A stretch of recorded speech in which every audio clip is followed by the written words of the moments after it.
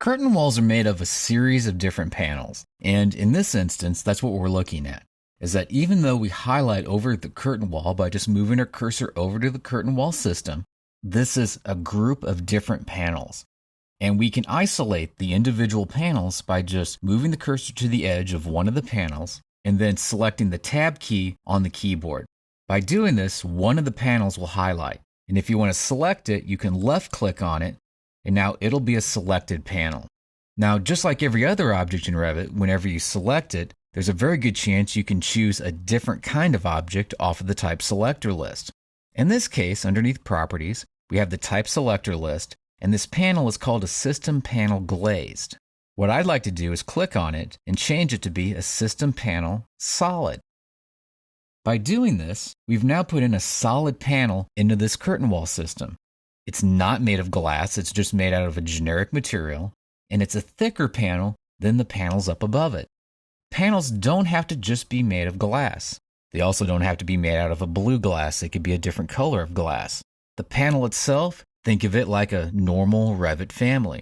And what you do is that you can replace those panels inside of the curtain wall system with other panels that have whatever kind of property you need them to have. In this instance, I'd like to create a new type of panel. So to do that, I'm going to zoom into the other side. I'm going to put my cursor right along the edge of the curtain wall system, and now I'm going to click Tab to isolate this individual panel. Now, left click to select on it, and then move over here and select on Edit Type underneath Properties. And this brings up the type properties of this individual panel. The two things that I really care about in here are going to be material as well as thickness, because we can specify what the material this panel is, as well as what the thickness of the panel would be. I'll also point to this, though I'm not going to change it. There's an offset distance to the constraints. What this allows us to do is that when we draw in our curtain wall, we can tell that panel to be offset from the curtain wall a certain distance. So if you draw a custom curtain wall in and you realize that your curtain wall panel isn't in the location you'd like it to be in, you can change the offset distance here. The curtain wall will stay in the same spot, but the panels that make up that curtain wall will then adjust either one direction or the other. In this instance, what I'd like to do is move up here to the button called Duplicate, because I want to create a duplicate curtain wall panel. We can call this anything we want, as long as it makes sense for the kind of object it is that we're getting ready to create. In this case, though, I don't really care so much, so I'm just going to call it Example. Down below, there's the option for material, and currently it's called Glass. Well, if we highlight where it has the word Glass, we'll get this button over toward the right-hand side. If we select on that button, it'll bring up the material browser, and from here we can pick a different material off of the list. We could choose from different glass materials, metals, wood, steel. If you want to find some more materials to be able to refine your material selection, you can move up here, and where it has this arrow next to Project Materials All, you can click and then choose a different material off of the list. In this case, I'm going to find glass, and I can see that there's currently two different kinds of glass materials that I can choose from. The current one has a blue color associated with it. If we choose glass clear glazing, we'll see if that has a different color.